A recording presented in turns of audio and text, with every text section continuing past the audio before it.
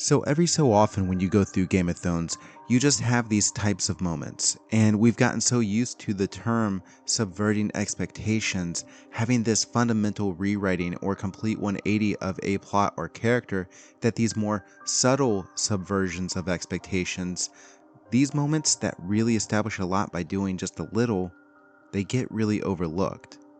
You can say it if you like. We should have sealed the tunnel while we had the chance. Alliser Thorne has these two moments in episode 9 of season 4, The Watchers on the Wall.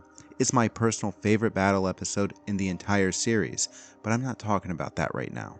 I'm talking about how Alliser Thorne became a bit of a different character to me in just two single moments, and the most brilliant part of this, to me, is that these moments are entirely show-only canon.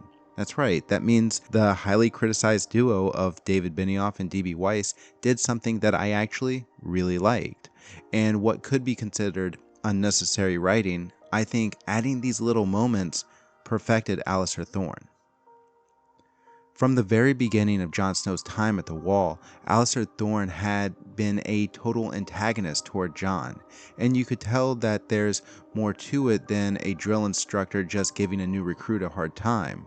There's something personal to it, and I think Game of Thrones could have elaborated on the history of House Thorne a little bit more, because I think that could have better contextualized the animosity that Thorne shows towards Jon Snow.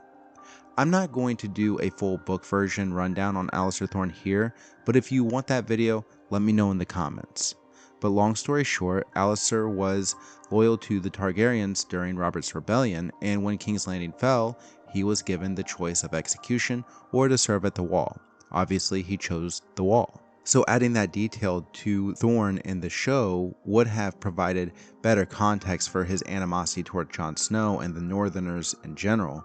But to be honest with you all, I think Game of Thrones did a really good job of fleshing his character out regardless of that history, and he actually seems to have more story attached to him in the show than he does so far in the books. So there's that. But the focus of this video is to go back to that scene on top of the wall. Think of the dynamic between Jon and Alliser Thorne up until this point. It's been contentious to say the least. But this is a subtle subverting of expectations. It's just not screaming in your face. It's not telling you that this character is not who you thought they were at all, but instead it's simply saying that there is more to him than you may have thought. It's a distinct difference, and it comes with a subtlety that just isn't very present in the later seasons. What I really like about this drill instructor and recruit dynamic is that regardless of all the tension and antagonizing, Alliser Thorne in this moment doesn't have to show admiration for Jon to give this scene impact, but instead what he does is offer the slightest hint of respect. And then Jon follows that up with this. Like you suggested. It was a difficult decision either way, sir. That's Jon offering the slightest sign of respect back. It's then mutual. It colors these two would-be enemies into this world of being focused on a greater cause or purpose. It's like a football or basketball coach who's had a contentious relationship with their best player. Yeah, they don't like each other, they don't have to like each other, but they both are on the same team and fighting for a united cause in this moment. David Benioff and D.B. Weiss had described their style of adapting George R. R. Martin's series in a way that attracts the broadest of audiences. They specifically said they wanted everyone to enjoy this, including football players. Do you know what leadership means, Lord Snow? It means that the person in charge gets second-guessed by every clever little twat with a mouth.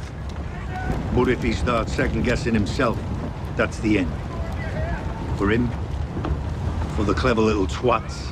And these scenes perfectly demonstrate how they attracted those types of fans. Anyone who's ever played sports and thought you had a bad coach or had a difficult time with your coach can relate to this moment for Jon, when he's essentially complimented by Alliser Thorne.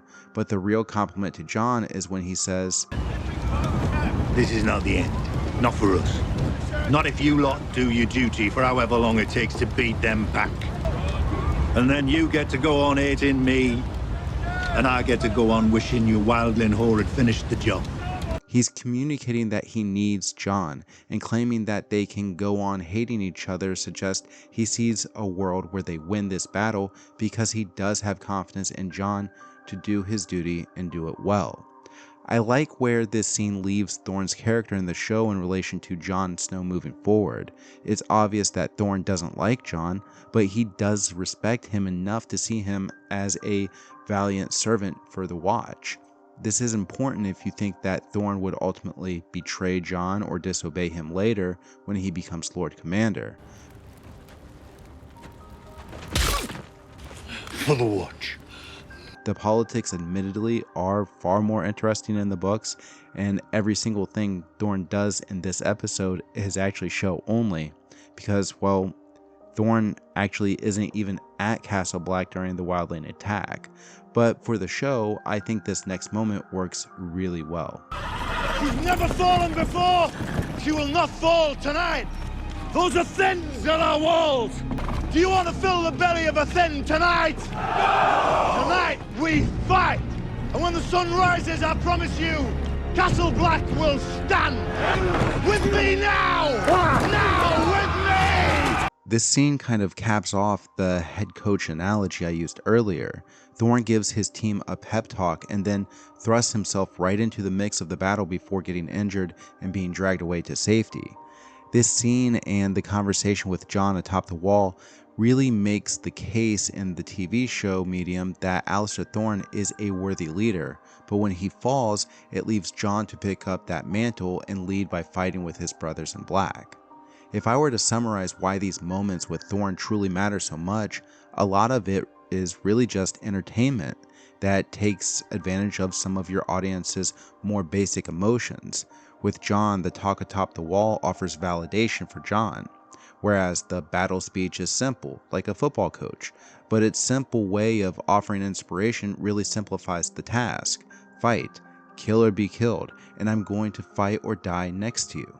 I wouldn't say that this scene rewrites Thorne or sends his character arc off into a different direction, but what it does do is provide additional angles to view this character, and I think it makes him more human and slightly more understandable. And the truth is, you could actually cut his conversation with Jon and remove his speech to the rest of the Night's Watch, and you'd have fundamentally the same story.